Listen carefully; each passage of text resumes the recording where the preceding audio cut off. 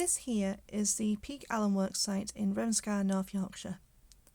Between the 17th and 18th century, alum production was a thriving local industry. Alum is a crystal containing aluminium sulfate produced by a chemical process. It was ground into a flour, then used as a fixing agent in the textile dyeing industry, as well as a preservative for tanning leather. From 1650, Peak was a thriving hub of alum production for over 200 years, but unfortunately it closed in 1860 after the introduction of cheaper manufacturing methods. Alum production was labour intensive and required up to 150 men to quarry the slate, convert the aluminium sulfate into a soluble form.